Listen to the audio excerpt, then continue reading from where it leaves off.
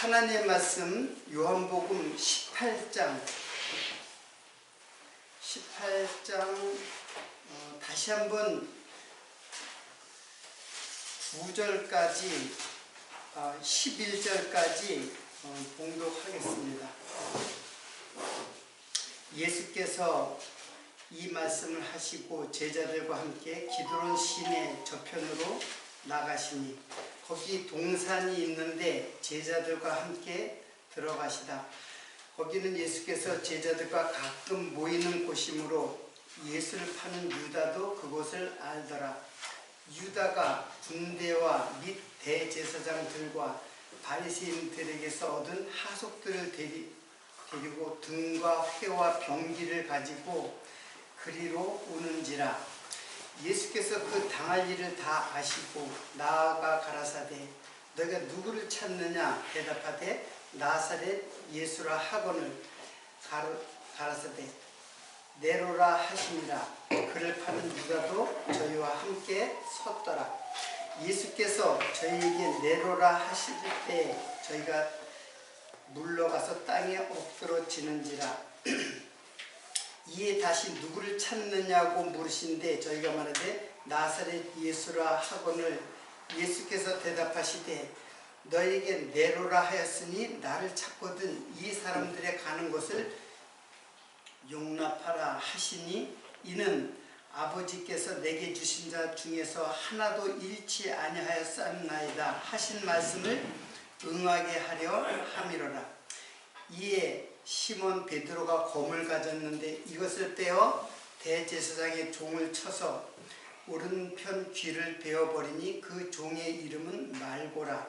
예수께서 베드로더러 이르시되 검을 집에 꽂으라. 아버지께서 주신 잔을 내가 마시지 아니하겠느냐 하시니라. 오늘부터 본격적으로 예수님께서 체포되는 장면이 나오고 있습니다. 그래서 지난주에는 이 대목을 읽고는 이 말씀을 하나도 이제 들어가지 못했는데 예수님의 그 전 17장의 그 기도, 예수님의 그 마지막 하나님께 드리는 그 기도는 한마디로 말하면은 예수님의 그 죽으심에 대한 기도예요. 그러니까 내가 십자가에 못 박혀 죽음, 즉 그리스도의 구속으로만 하나가 될 수 있다라는 거예요. 하나가 될 수 있다라는 거는 사랑의 의미예요. 사랑한다는 것은 하나가 된다는 뜻이거든요. 그래서 하나님과 하나가 되고 그리고 우리와 하나 되고, 이게 하나님을 사랑하고 이웃을 사랑하는 율법의 율법을 예수께서 성취하시는 겁니다. 그래서 로마서에 보면 사랑은 율법의 완성이다. 그러니까는 율법은 바로 사랑에 대한 약속이라는 거죠. 그리고 그 사랑은 누가 성취하느냐? 예수께서 성취하신다, 그런 뜻이에요. 그래서 율법을 주신 목적이 너희들 거 지켜라. 지킬 수 없는 걸 지키라고 하는 거는 그건 뭐겠어요? 여기에 하나님의 기쁘신 뜻이 담겨져 있는 거예요. 근데 인간은 그 율법의 겉을 보고 문자적으로 이해를 하고 그걸 행위로 지키려고 애를 쓴 거예요. 그러나 그건 너희들은 못 지키는 것이야. 내가 지킬 수 있는데 어떠한 방법으로? 바로 십자가의 구속의 방법으로만 성취될 수 있는, 그러니까 율법을 이해할 수가 있는 거죠. 율법이라는 거는 예수 그리스도에 대한 성취죠. 그래서 사랑의 완성이라는 것, 사랑도 예수 그리스도께서만 성취하는 거예요. 지난주에 이 땅에 사랑이 없다고 제가 단언을 했잖아요. 근데 다 속아요. 아, 이게 사랑이거니 하고 속는단 말이에요. 그래서 다 결혼도 했잖아요. 그러나 진정한 사랑은 오직 이 땅에 진정한 사랑은 오직 예수밖에 없어요. 그렇다고 지금 있는 여러분들 남편이나 아내를 갖다가 뭐 소홀히 하라거나 그런 뜻이 아니에요. 다 예수 그리스도 안에 있으면은 진정한 그리스도의 사랑이 실현되는 것이지, 아무리 부부라고 할지라도 그리스도를 떠나면은 사랑이 실현될 수가 없는 거죠. 그 부분은 이제 서신서를 통해서 이제 이해하도록 하고, 오늘 그 본격적으로 예수님께서 이제 체포되시고 이제 가룟 유다가 은 30에 예수를 갖다 팔았죠. 이렇게 팔고 이제 체포되는 그 장면이 여기에 나옵니다. 거기 보면 그 기드론 시내가 저편으로 기드론 시내 저편으로 가시니라. 여기 동산이 있는데 제자들과 함께 들어가셨다. 그런 말이 있죠. 이거는 예루살렘 맞은편에, 예루살렘도 산이라고도 하고 그 동산이라고도 할 수 있어요. 근데 그 맞은편도 그 산이라고 하지만 산이라고 볼 수 없는 그냥 동산이에요. 그 이제 복음서마다 이제 그 장소의 명칭이 틀리는데, 그 누가복음에는 감람산이라 했어요. 감람산. 그리고 그 마태복음과 마가복음에는 그 유명한 겟세마네 동산이라고 했어요. 그러니까는 이제 두 언덕이 있고 가운데에 이제 시내가 그렇죠. 기드론 시내라고. 여기는 그 건천에 우기 때만 이제 흐르고 이제 건천이에요. 자, 위치가 그래요. 그래서 이제 그 맞은편에는 예루살렘 성이 있는 예루살렘 성은 항상 산이라고 그래요. 산. 이제 거룩한 산을 이제 상징적으로 하는데, 뭐 실제로 예루살렘의 그 전체 지역은 이렇게 평평한데, 이렇게 이제 그 산 언덕이 이렇게 조금 이렇게 봉긋하게 이제 있는 장소예요. 그리고 여러분이 잘 알고 있는 이쪽 산이 바로 이제 맞은편 산이 겟세마네 동산이라고 이제 하죠. 그리고 누가복음에 거기를 감람산이라고 해요. 감람이라는 말이 뭔지 모르죠. 감람 기름, 올리브 기름이죠. 올리브 기름. 거기가 아마 이제 올리브 나무가 이제 있었던 곳 같아요. 거기에 이제 예수님께서 가끔 거기를 제자들과 갔다고 그랬어요. 그러니까 유다도 그곳을 이제 아는 곳이다라고 이제 이렇게 얘기를 했죠. 그래서 유다가 군대와 및 대제사장들과 바리새인들에게 얻은 하속들을 데리고 등과 회와 병기를 가지고 그리로 오는지라. 예수를 잡으려고 왔습니다. 근데 여기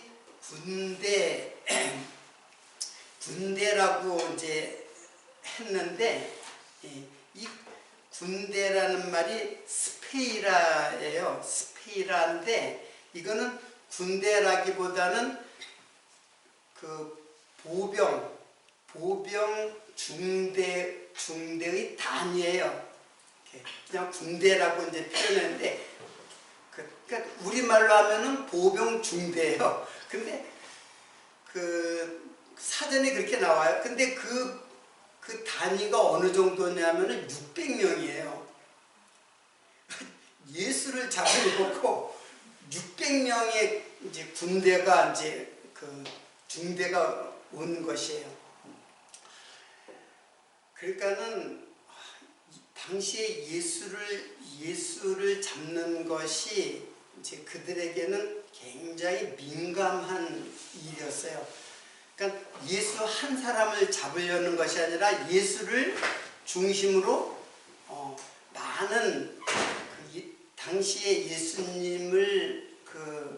예수님이 가는 곳마다 많은 사람들이 이렇게 운집을 했잖아요. 가르칠 때마다. 그러니까는 혹시 예수를 잡는 데에 이제 다른 사람들이 시위가 일어나거나 반란이 일어나거나 민란이 일어날까봐 그 사람들을 다 제압하기 위해서 600명의 군사가 이제 온 거죠. 근데 뭐 실제로는 제자들, 유다를 뺀 제자들 12명밖에는 거기에 많은 사람이 있었던 거 아니에요. 제자들과 예수님이 있었죠. 요거는 마태복음과 마가복음에 이제 또 잘 나타나요. 자, 그런데 그들이 그런 큰 군대와 그리고 대제사장과 바리새인들에게 얻은 하속이라고 있죠. 하속. 하속은 이거는 대제사장과 바리새인들이 보냈다고 그렇게 했는데 이거는 바로 성전의 파수꾼들이에요. 성전을 지키는 경비군. 그러니까 이들도 무장을 하고 있는 군인들이에요. 그러니까는 예수님을 잡으려고 굉장히 로마 이제 총독으로서는 예수를 잡는 일이 이렇게 만만한 일이 아니라는 것을 우리들이 이제 알 수가 있죠. 왜? 중요한 거는 밀란이에요. 많은 사람들이 시위가 일어나고 폭동이 일어나고 이렇게 되면은 빌라도로서는 그렇게 되면은 자기 정치적인 로마의 황제가 볼지 이 유대 지방마다 잘 다스리고 있어야지 되는데 이 총독은 야심이 굉장히 많았던 사람이기 때문에 거기를 그곳에 머물 사람이 아니라 로마로 가서 정치적 권력을 얻으려고 하는 데 그러니까는 황제 신임을 얻어야 되는데 밀란이 일어나면은 안 된단 말이에요. 그러니까는 그렇게 이제 군사를 해버려요. 자, 근데 그래서 우리가 한 가지 알 수 있는 거는 바리새인들과 대제사장이라고 했어요. 여기 보면 바리새인들과 대제사장. 그러면 대제사장은 어디 팔까요? 바리새인들이 아니라 그들은 사두개파들이에요. 대제사장은. 그리고 잘 알듯이 사두개파와 바리새파는 사상적으로 서로 어떻게 해요? 대립돼 있어요. 서로 뜻이 같지가 않아요. 그래서 파가 다르잖아요. 바리새파 그리고 사두개파. 한마디로 사두개파는 좀 정치적인 권력과 타협을 하죠. 그러니까 대제사장이 된 거예요. 총독으로부터 신임을 얻고 로마로부터 신임을 얻어야 정치적인 타협을 해야지만 대제사장도 될 수 있는 거예요. 그러니까 대제사장이 이제 원래 레위 지파에서 이제 제사장이 나오잖아요. 근데 이제 그런 힘을 얻은 거죠. 그러니까 이미 이때 대제사장은 완전히 하나님의 제사를 집전하는 그런 대제사장이 아니라 정치적 인물이에요. 자, 그러니까 서로 어떻게 해요? 서로 사상적으로 대립이 돼 있죠. 그리고 로마의 총독, 로마, 그리고 이스라엘 백성들 모두가 다 예수를 대적하는 거예요. 그러니까 다른 사상적으로는 서로 대립이 돼 있는데도 불구하고 예수를 대적하는 일에는 어떻게 해요? 마음이 힘을 합하는 거죠. 힘을 다 합해가지고 예수를 잡는 거예요. 어디 사도행전에 보면은, 여기 제가 적었네. 사도행전에 4장 27절인데 제가 27절과 28절의 말씀이 있는데 이거 한번 읽어볼게요. 과연 헤롯과 본디오 빌라도는 이방인과 이스라엘 백성과 합동하여 하나님의 기름 부으신 거룩한 종 예수를 거슬려 하나님의 권능과 뜻대로 이루려고 예정하신 그것을 행하려고 이 성에 모였나이다. 그러니까 하나님의 뜻대로 예정하시는 그 뜻을 이루려고 누가? 헤롯은 유대 왕이죠. 허수아비 왕이에요. 실권이 하나도 없는 왕. 그리고 대제사장, 사두개파, 그리고 바리새인, 그리고 모든 이스라엘 백성들도 다 예수를 대적한 거예요. 잘 알다시피 예수님 그 6월절 명절에는 한 사람을 놓아주는 그 결례가 있는데, 그때 바나바하고 예수를 갖다가 두고 누구를 본디오 빌라 누구를 놓아주랴 그랬더니 바라바를 풀어주고 예수를 십자가에 못 박으소서 하고 소리를 지르는 거예요. 백성들이 다. 근데 다른 복음서, 여기에는 나오지 않아요. 다른 복음서를 보면은 예수님 자신 잡히시는 그 이제 장면들이 다 이제 복음서마다 이제 기록이 돼 있어요. 그러니까 보면은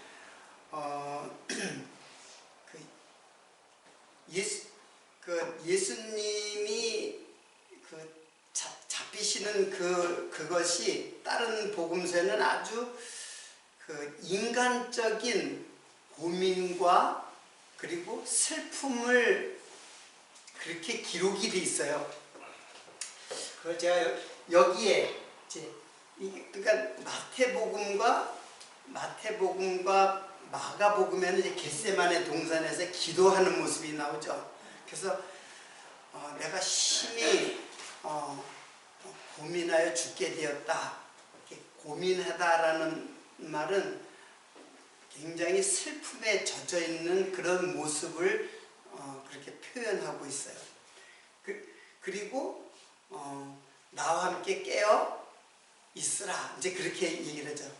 깨어 있으라는 거는 졸지 말라는 뜻이 아니에요. 근데 거기는 이제 제자들이 졸았다 이렇게 표현하고 있지만, 사실은 그 말은 졸지 말라는, 육체의 졸지 말라는 뜻이 아니라 정신을 바로 마음과 정신과 이제 뜻을 하나님께 두고 바르게 나와 함께 기도하자, 그런 의미예요. 그리고 잘 알다시피 예수님의 기도는 어땠어요?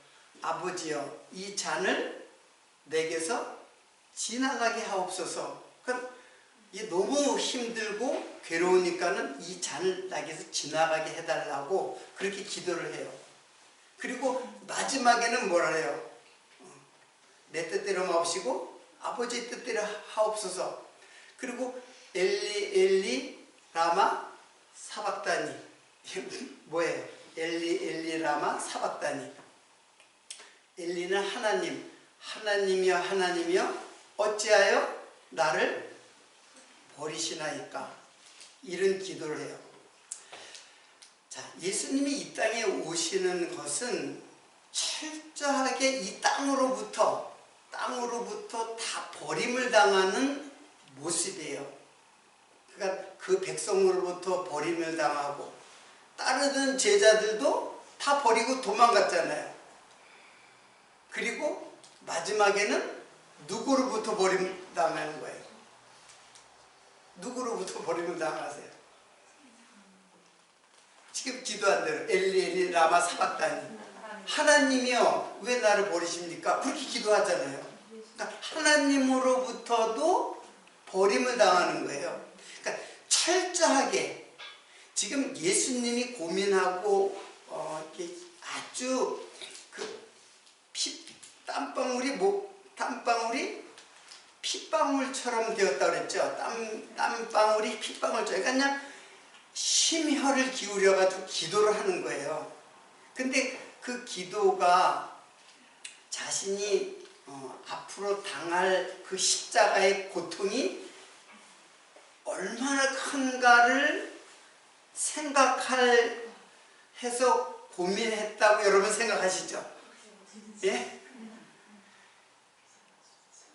예, 그 고통이 얼마나 실제로 십자가에 못 박혀서 죽음을 당하는 고통이야 말로 할 수 없는 육체적 고통이죠. 근데 예수님께서 지금 이 잔을 내게서 지나가게 하옵소서 라고 그 십자가를 갖다가 피하시려고 하는 그 기도는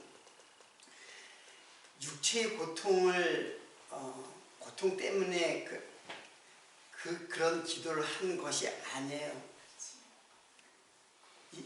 예수님의 이 기도는 하나님으로부터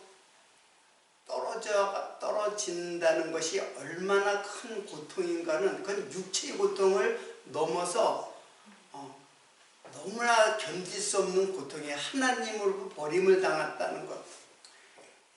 그것을 보통은 그렇게 생각해요. 십자가의 고통이 얼마나 아플까. 그것 때문에 이제 이렇게 예수님께서 기도한다고 생각을 하죠.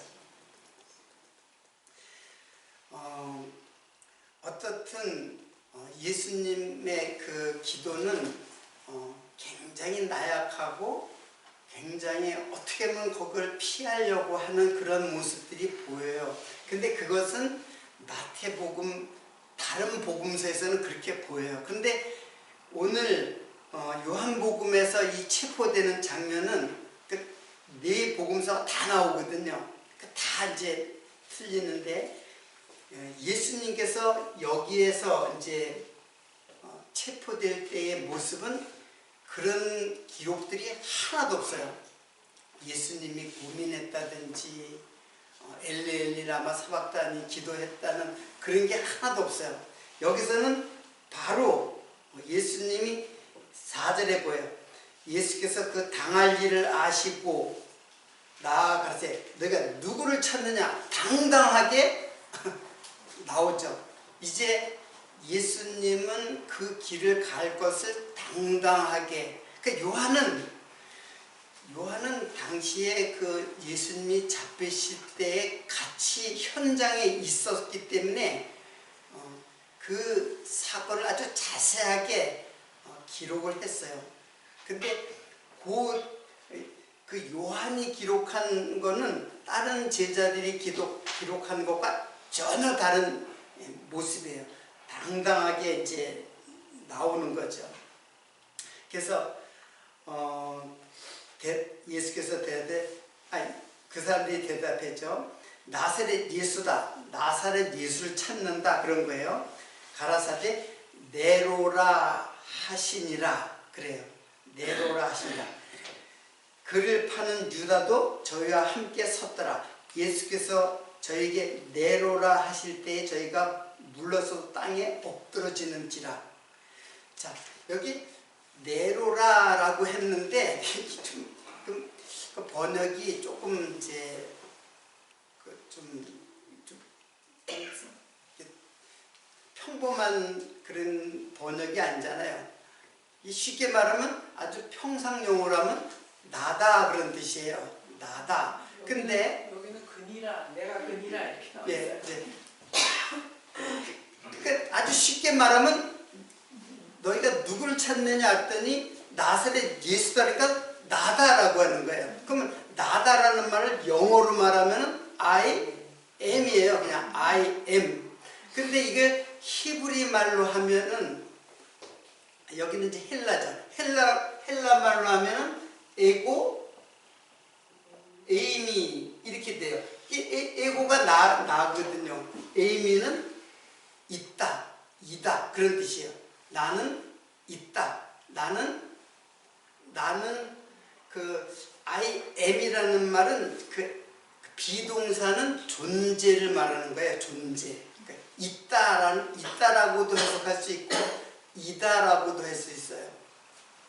자, 그러니까는 에고 에이미가 이제 헬라어인데 이걸 히브리 말로 하면은 그게 히브리 말로 하면 이게 예흐예예요. 예흐예. 이것을 제가 그 여호와라는 우리 우리 조선 여러분들 지난 설교들 들으셨죠 다? 예, 유튜브로 들으셨죠? 거기에 보면은 예흐예라는 말이 그게 그 요드 헤이 와우 헤이예요. 이게 뭐냐면은 자음만 하나님의 이름을 갖다가 자음만 줬는데 거기에다가 하야가 에임이에요. 에임이가 하야인데 히브리 말로 하야는 존재한다. 그래서 그 여호와를 되게 이제 신학적으로 보면 하야에서 유래했다 그렇게 해요. 하야에서 여호와라는 이름이 하야에서 유래했다 이렇게 이야기를 하거든요. 근데 하야에서 유래를 한 것은 맞는데 그 하야라고 하는 그 동사의 모음을 따온 거예요. 그러니까 요드헤이 이거 다 지난번에 설명했던 거기에 제가 적지는 않을게요. 요드헤이 와우헤이 그 말을 갖다가 하야라는 모음을 갖다 붙이니까는 예흐예가 야훼라고 되는 거예요.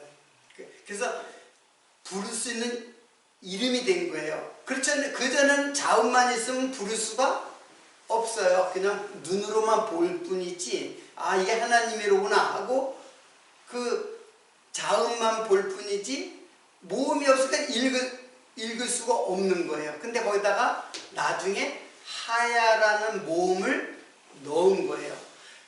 근데 그게 뭐냐면은 그게 그 하나님의 이름이에요.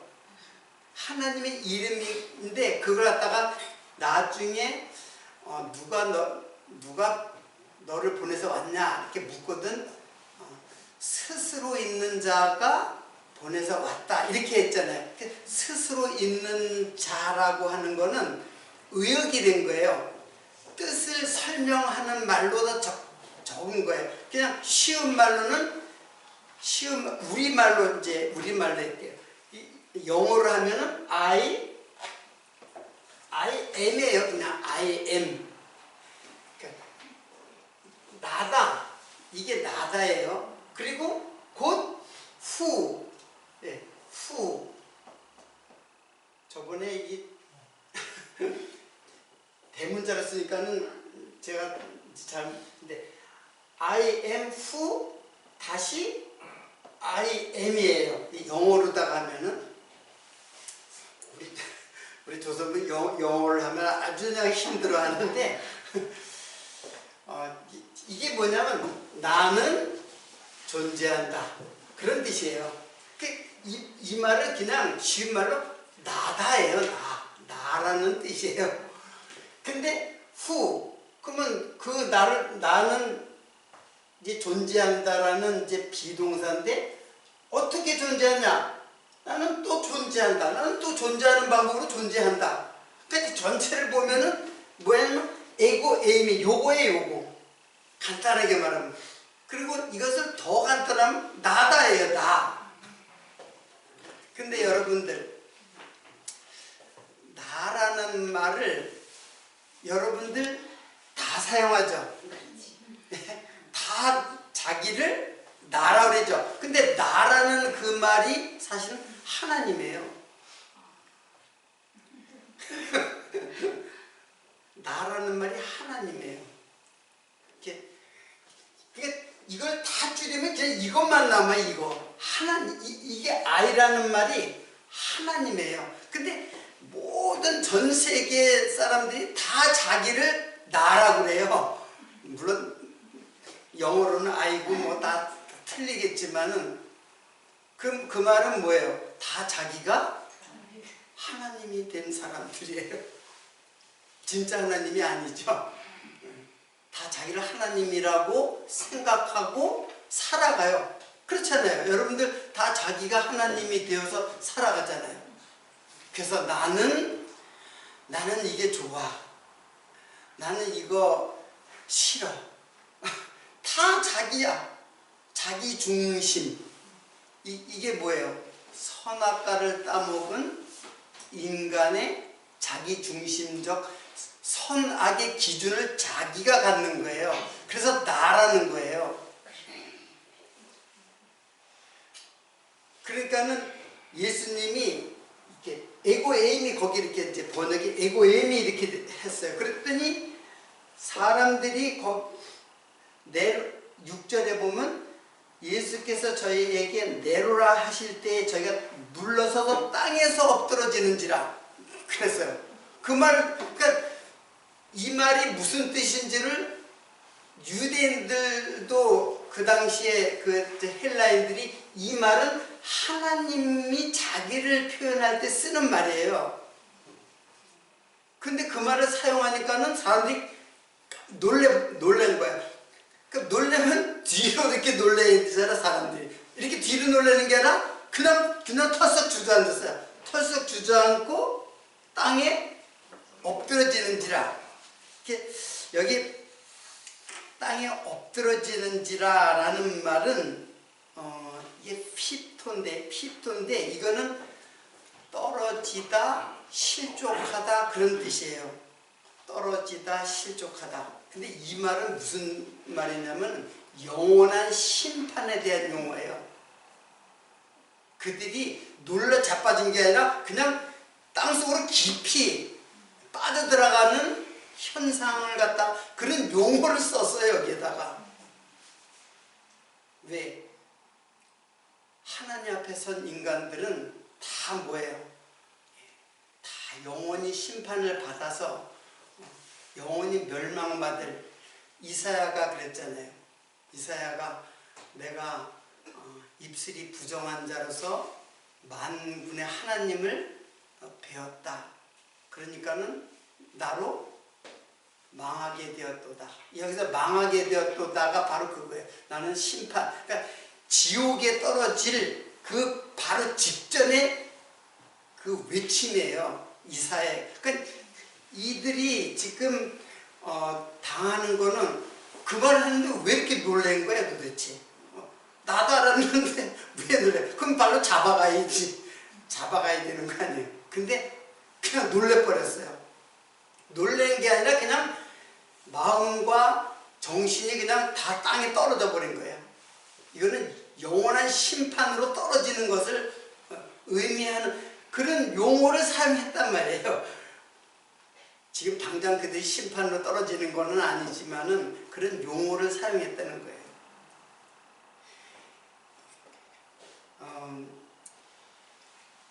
그들이 왜 밤에 여러분 밤에 회와 등과 회와 병기를 가져왔다 했죠. 다른 곳에는 검과 몽치를 가져왔다 그랬어요. 다른 복음서에는. 몽치는 뭐예요? 몽치는 나무 막대기, 몽둥이에요, 몽둥이. 그러니까 이거는 칼과 그 몽둥이를 가지고 온 거예요. 그래가지고 예수를 짐승을 잡는 듯이 예수를 잡으러 온 거예요. 원래 밤에 잡을 이유가 없죠. 왜? 더군다나 밀란이 일어날까봐 두려워하는 그들이 그 당시에 본디오 빌라도는 이 6월절에 하여튼 온 신경이 아주 굉장히 아주 그냥 신경이 쓰였던 거예요. 그러자면 밀란이 일어날까봐. 근데 예수를 잡는 일이 근데 그걸 왜 밤에 잡아요? 밀란도 언제 일어나요? 되게 밤에 일어나잖아요. 근데 밤에 잡으면 더 밀란이 일어날 거 아니에요. 근데 왜 밤에 잡으러 갔을까요? 그것도 이상하지 않아요? 뭐 급한가요? 잡는 일이? 그 다음날 잡아도 되고 그 전날 낮에 잡아도 될 텐데. 이거는 밤에 유다가 이제 그들을 데리고 왔다는 거는 어둠이 예수에게 밀려오는 거예요. 어둠의 세력이 예수를 잡으려고 다 합력해가지고 예수는 홀로 그 모든 대적자들을 갖다가 그 밤이 예수에게 몰려오는 그 현상을 표현한 말이에요. 결국에는 예수님께서 이제 뭐 전혀 반항하거나 뭐 그런 것이 하나도 없죠. 그래서 예수께서 대답하되 8절에 너희에게 내로라 했으니 나를 찾거든 이 사람네 가는 것을 용납하라. 이 사람들의 가는 것을 용납하라. 그러니까 나만 잡아가고 이 사람들은 다 놓아주라 그랬죠. 근데 이 사람이 가는 것을 용납하라 라고 하는 것이 휘파고 아피엠이에요. 휘파고 가는 것을 용납하라. 근데 이 말이 어디에 또 쓰이냐면은 나사로가 무덤에서 나오는데 어떻게 됐어요? 수건이 막 배로 동여매 있었잖아요. 그러니까는 예수님께서 풀어놓아 다니게 하라. 아까 여기 요 말이 요한복음에 전에 나사로의 죽은 나사로가 나오라 하니까는 나왔는데 동여매져 있잖아요. 그래서 풀어 다니게 하라. 요게 뭐냐면 휘파고 아피엠이에요. 그러니까는 수건이 동여매 있다라는 이것은 또 무슨 의미냐면 율법에 매여져 있는 거예요. 율법에 매여져 있는 게 무슨 상태예요? 죽은 상태란 말이에요. 율법을 지키겠다고 하는 것은 자기가 죽었다는 것을 말하는 거예요. 율법을 지키겠다. 그렇다고 살아나는 게 아니에요. 율법을 지켜도 살아나는 거 아니에요. 지킬 수도 없거니와. 그러니까 다 율법에 매여 있는데 예수님께서 그 풀어놓아 다니게 하라. 그러니까 이 사람들 놓아주라. 나만 잡아가고 그런 뜻처럼 보이죠. 그런 뜻이 물론 없는 건 아니죠. 그런데 그 용어를 보면은 이 사람들을 풀어놓아 다니게 하라. 이 말은 뭐예요? 이제 내가 십자가의 구속으로 말미암아 율법에서 놓여가지고 풀어서 자유롭게 된다. 그런 뜻이에요. 그러니까 이런 걸 되게 이제 설교하는 사람들이 예수님께서 다 혼자서 다 죄를 담당하셨다. 물론 그런 의미가 물론 없는 건 아니지만 여기에 깊은 뜻은 율법으로부터 이 사람들을 놓아주게 하라. 그런 뜻이에요. 내가 이제 잡혀가니까는 내가 이제 그 잡혀가서 십자가의 구속의 사역을 이루게 되면 이 사람들 율법에서 놓여진다. 그런 뜻이에요. 자, 그리고는 어떤 말씀이 있냐면 이는 아버지께서 내게 주신 자 중에 하나도 잃지 아니하였사나이다 하신 말씀을 응하게 하려 하십니다. 이 말이 이 말 때문에 지금 풀어놓아 다니게 하라는 거예요. 그렇잖아요. 이 사람들을 놓아주는 것이 어떻게 이게 예언되어 있나요? 그게 아니라 이는 아버지께서 내게 주신 자 중에 하나도 잃지 아니하였사나이다 하신 말씀을 이루게 한다, 응하게 한다, 채운다 그런 뜻이거든요. 그 말이 채워진다. 그거는 이 말은 다 하나도 잃지 아니하고 다 그러니까 하나님께서 내게 주신 자, 이게 이제 그 기도 속에 있었잖아요. 하나님께서 내게 주신 자, 내가 그들을 구속한다는 뜻이거든요. 근데 하나도 잃지 않는다. 하나도라고 할 때 그 하나도는 누구를 의식하는 거예요? 우리가 기도 속에서 기도할 때 그랬잖아요. 예. 어디에 나오나 내가 당장 찾으려니까는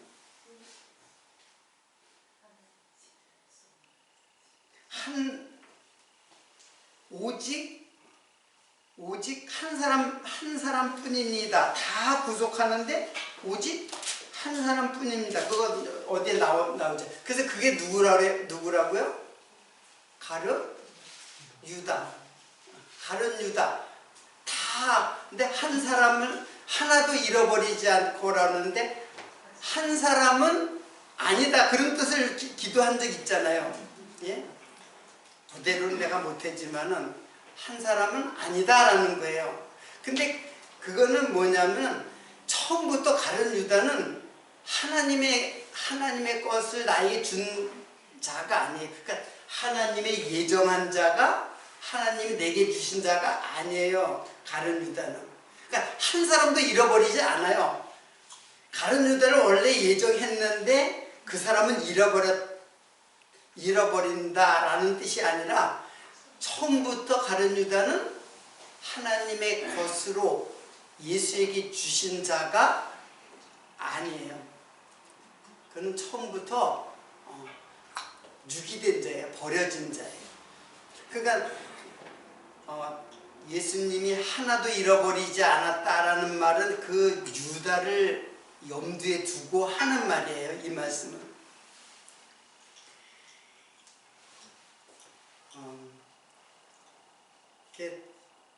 7장 2절에 12절에 있네. 보니까 내가 저희와 함께 있을 때 내게 주신 아버지 이름으로 저희를 보존하와 지켰나이다. 그 중에 하나도 멸망치 않고 오직 멸망의 자식뿐이오니 이게 바로 가룟 유다를 말하는 거예요. 그러니까 하나도 잃어버리지 않는 거예요. 오직 멸망의 자식. 그는 처음부터 멸망의 자식, 버려진 자식이오니 이는 성경을 응하게 하였다. 그러니까 가룟 유다가 이미 예언되어진 거예요. 버려지기로. 하나님의 택한 백성들도 다 예언되고 예정됐어요. 그리고 버려질 자도 예정되고 예언됐어요.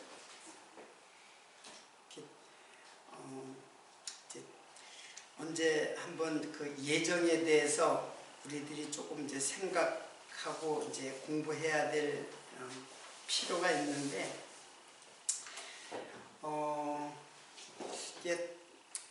오늘 베드로가 검을 빼서 이제 대제사장의 종 말고 귀를 베는 장면이 있는데 간단하게만 설명할게요. 오늘 이게 한 단락이기 때문에. 그래서 베드로가 그 많은 사람이 있는데 조금 늦게 시작했기 때문에 상관없겠죠. 그 베드로가 그 군대가 600명이나 되는 군대에서 그 검을 들고 혼자서 검을 들고 대제사장의 종 말고의 귀를 베었다. 이건 굉장히 센세이션한 사건 아니에요? 그 죽으려고 작정을 한 거죠. 지금 잡혀가는 입장에서 완전 목숨을 내댄 거죠. 그리고 베드로는 항상 그랬잖아요. 그 전부터 내가 주를 위해서 목숨을 바치겠나이다. 주님 잡혀가는 거를 내가 다 막겠습니다. 이런 거잖아요. 그러니까 실제로 말고의 귀를 갖다가 베었어요. 목을 치지 않고 귀를 베었어요. 자, 그러니까는 예수님께서 뭐라고 말씀하시냐면은 어디에 18장에 11절에 예수께서 베드로더러 이르시되 검을 집에 꽂으라. 아버지께서 주신 잔을 내가 마시지 아니하겠느냐 하시니라. 여기서 검을 집에 꽂으라 라고 했을 때 그 집이 뭐예요? 칼 꽂는 칼집이죠. 근데 그게 대케예요, 대케. 근데 대케라는 말이 그릇이라는 뜻이에요. 물론 칼 넣는 그릇이 이상하잖아요. 칼집이라고도 하지만 사실은 그릇이라는 뜻이에요. 상당히 무슨 뜻일까요, 도대체 그릇? 그릇은 우리가 뭐예요? 질그릇이잖아요, 우리가. 이거는 베드로에게 칼을 집에 꽂으라 라고 한 말은 자기를 죽이라는 뜻이에요. 칼집에 꽂으라는 그런 표현을 했는데 실제로는 자기 부인이에요, 자기 부인. 야, 네가 네 존재가 어떤 존재인데 나를 갖다 살리겠다고 그래 칼 휘두르고 있어. 칼을 쓴다 칼로 망한다 그랬잖아요. 야, 그 도로 꽂아. 칼집에 도로 넣어. 그게 아니라 너 자기를 부인하라는 거예요. 자기를 죽이라는 거예요. 그러니까는 이 칼이 도대체 이 칼이 마카이라인데 이 마카이라가 어디에 쓰였냐면 이게 히브리서에 보면 성령의 검이라고 나와요. 성령의 검. 말씀은 살았고 좌우에 날선 예리한 검이라고 하고 우리의 골수와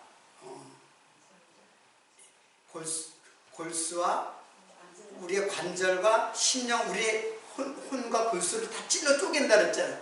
그 검이에요, 그 검. 그 검이 뭐겠어요? 자기를 죽이는 검이에요. 그 검이. 그러니까 이게 말씀이잖아요. 그러니까 말씀을 들을 때마다 자기가 죽는 거예요. 근데 자기가 펄펄 살아가지고 내가 하나님의 일을 하겠다고 율법 지키겠다고 하니까 이게 바로 대적자가 되는 거예요. 하나님의 대적자. 하나님 말씀은 우리를 죽이는 거예요. 내 안에 나를 죽이는 거예요. 새로운 나를 창조하기 위한 하나님의 죽임이에요. 죽으면은 부활이에요. 죽으면은 부활이에요. 그 죽지 않고 어떻게 부활해요? 부활이라는 말 자체가, 용어 자체가 죽음을 전제를 하는 말이잖아요. 살아있는데 다시 산다? 그 말이 안 되잖아요. 그 죽어야지 다시 사는 거예요. 예수님께서 이제 잡히시고 이제 결국에는 이제 신문을 이제 받죠. 이제 나중에 이제 빌라도까지 안나스에게 신문 받고 이제 빌라도에게 신문을 받게 됩니다. 이 장면들은 다음에 또 다시 더 이제 공부하도록 하고 오늘은 여기서 마치도록 하겠습니다.